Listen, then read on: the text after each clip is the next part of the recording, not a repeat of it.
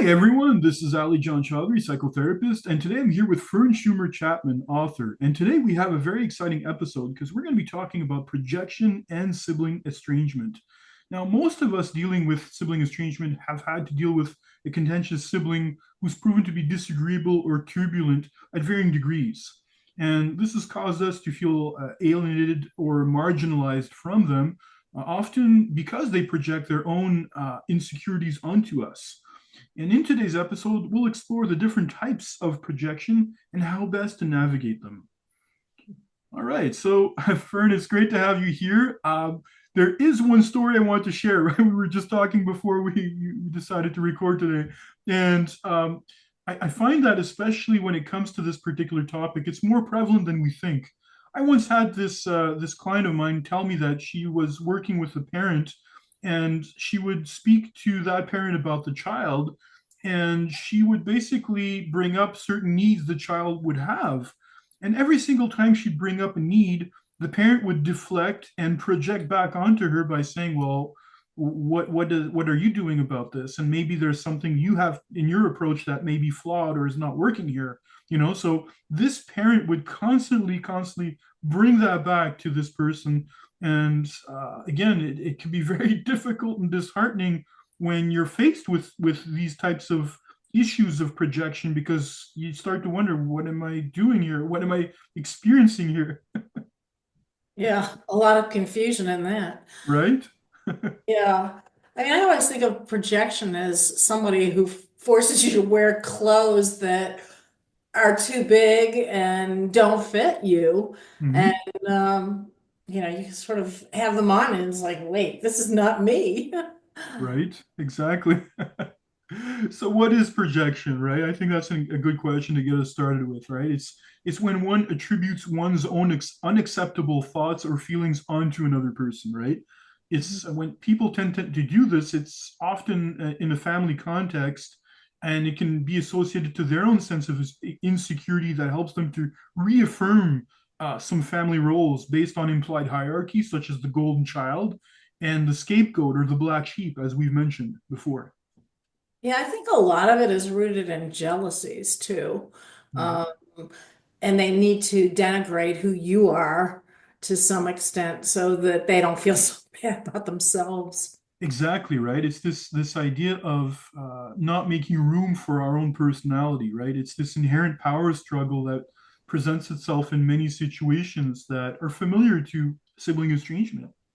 Yeah, they're going to assign qualities to you, which they actually may have, but they don't want to admit to them. And it's a lot easier to criticize you for it. Exactly, right? So let's get into some examples of what that can look like, right? Some of the types of projection people can have. Like one of them is, I'll use the example here that's maybe familiar with some people. You're the reason our family fell apart, or that issue in our family that happened because of you, right? So again, this idea of reflecting the projector's own fear of responsibility or guilt that kind of contributed to a conflict, right? Yeah, those absolute statements are kind of a red flag. Yeah. You you're the reason. You always, you never. You're in toxic territory when they're saying things like that. Exactly, because when you can blame someone else for a problem, it prevents you from looking inwards, right? So that's the issue. And I find that oftentimes this helps them to avoid the emotional labor of patching things up. And a lot of times siblings can thrive on ambiguity, right? And when there's a lack of emotional intelligence and empathy that people bring up a lot in the support group when it comes to their experiences with their siblings, it's especially common for people to talk about projection and such, what they experience and such. And that's really when you look at it deep down inside, it's really something that has to do with avoiding going into the heart of the matter, right? Right. I was just thinking while you were talking, Ollie John, this is like the biggest dodge ever.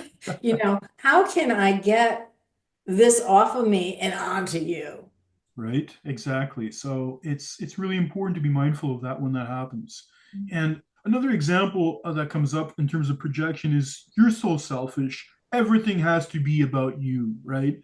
And we hear this oftentimes in the sibling estrangement community. And it's often the projector that may be the one struggling with, say, narcissism issues or insecurity that they can't admit. And that basically is their need for validation when you think about it. Yeah, again, those absolutist statements. You're so selfish. I Mhm. mean, I think the minute somebody says something like that, you have to say to yourself, wait a minute, who here is selfish? Exactly right. How many times with our siblings have we been accused of things we weren't responsible for, been characterized in such a way that's not us, right? Right. And I think that they can sometimes have guilt about pulling away, and sometimes they may even accuse us of being self-absorbed, right? They may realize deep down inside, okay, I haven't really been nourishing this relationship. And I find that this is a common projective criticism from a narcissistic sibling, which can leave us really bewildered and wondering just how we should answer, because it's not really about us, right? That's the point I want to make, that how you respond to this. Well, first of all, the immediate response is often the wrong one. So you have to think to you sort of have to have that third eye operating, and you have to think to yourself, am I just being reactive? Am I fawning? What is it that I'm doing here? Because this may not be something I should own. Right, exactly. And I'm going to talk a little bit about some things also that we can do with this, especially because I think that's important in a few moments. Another type of statement also that comes up is, you've always been jealous of me, right? So we hear about this, right? And ironically, this may come from a sibling that feels envious themselves of being able, or I should say, unable to tolerate that awareness deep down inside within themselves, right? So there's the always in that statement. And how do you respond to that? That's not opening up a conversation for your feelings and maybe the competition between the two of you. That's just nailing you with your flaw, or what they are claiming is your flaw when it's actually theirs. Exactly, right. And we've talked about lack of emotional intelligence and lack of empathy. And this type of projection can be experienced as invalidation coming from them. And it can really feel as though we haven't done enough, which is, I think, is a trap in thinking for empathic people. This idea that we somehow haven't done enough, Yeah, there's danger in that. That is a direct road to blaming yourself. right? Exactly. Another common one that comes up is, you turned mom against me, for example, right? Or parent and such. And really it's really a way of disowning feelings of rejection or abandonment by a parent rather than facing the grief or insecurity it brings up, right?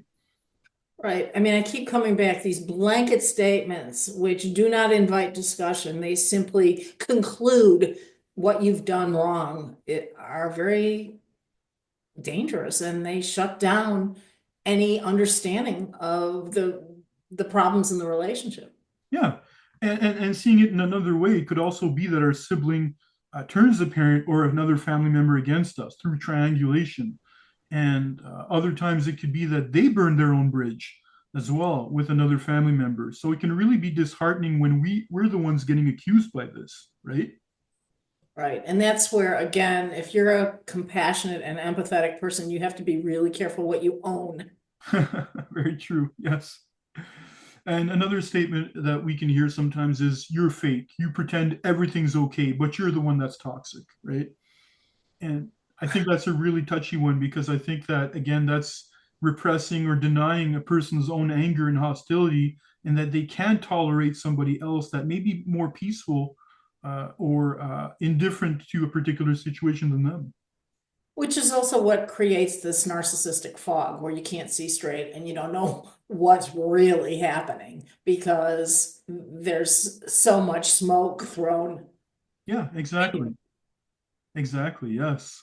And I think that this falls again into the ambiguity category, right? Because our sibling can label us in a different way. And I think that when we cease to play their game, what ends up happening is that we don't end up sinking to their emotional level, and they become reactive to that.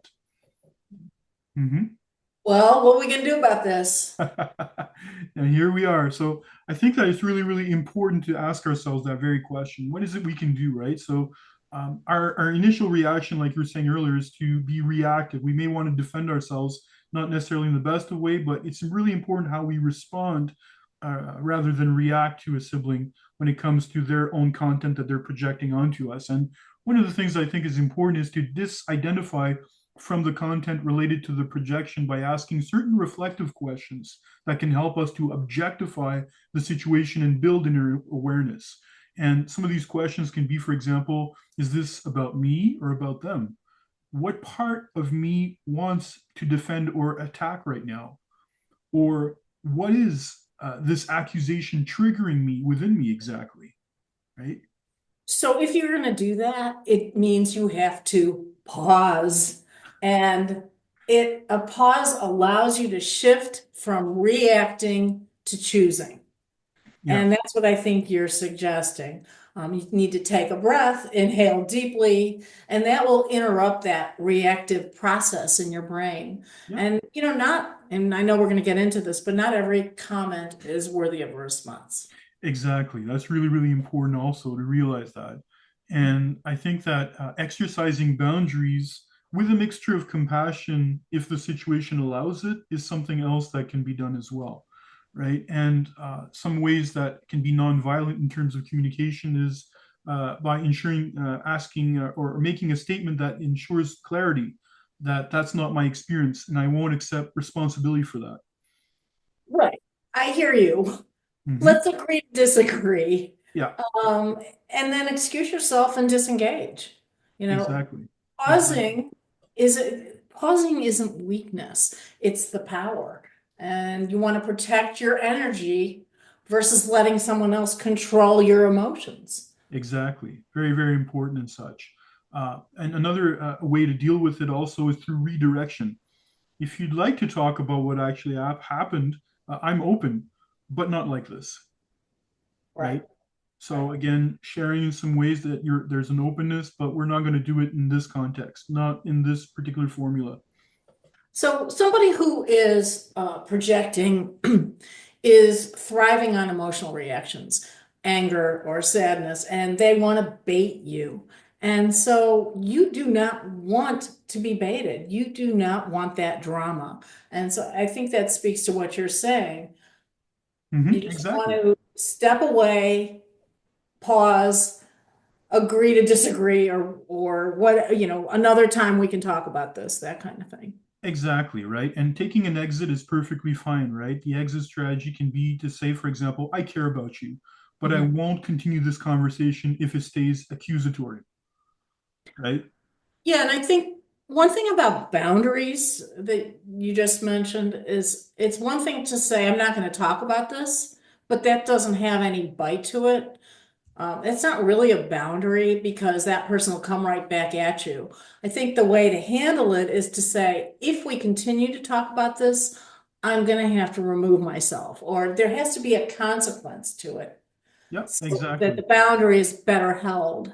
Exactly. And I think that's really, really important, right? And also, sometimes the best answer is no answer, right?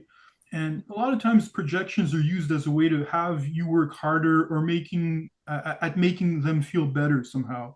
And instead, it's important for us to focus on making ourselves better through regulating our own nervous system, right?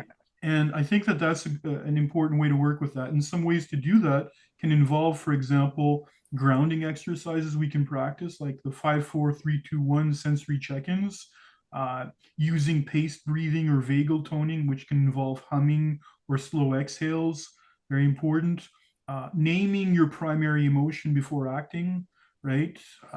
Like I feel dismissed. I feel as though I'm not important, for example, something that can allow us to get to the heart of the matter in terms of what is it that's being triggered within ourselves can help us to appease ourselves. Because when we name emotions, just acknowledging an emotion will have the impact of helping us to soothe ourselves.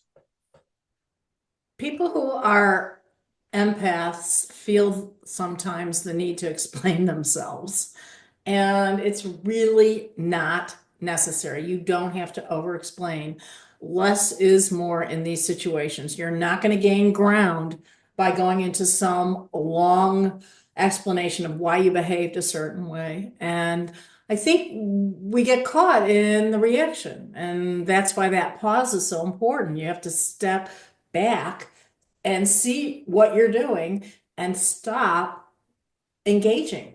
Yes, exactly. So if people are able to objectify, as we were saying earlier, right, this ability to step back and to make sure you don't fall into needless justification, then that can help you also in terms of just helping you to avoid those traps that are subject to a lot of empathic and emotionally intelligent people. So I think today's episode was helpful because of that, because it helps us in some ways just to put names towards some of the experiences that we have and with some statements, and also what is it that we can do, especially that I think is especially important when it comes to that.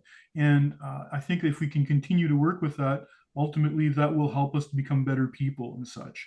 So to be able to continue and to strengthen and empower ourselves is key in situations of projection and such. So all right, Fern. So we're almost out of time now. So, Fern, let's talk about resources. What would be your number one resource at this time?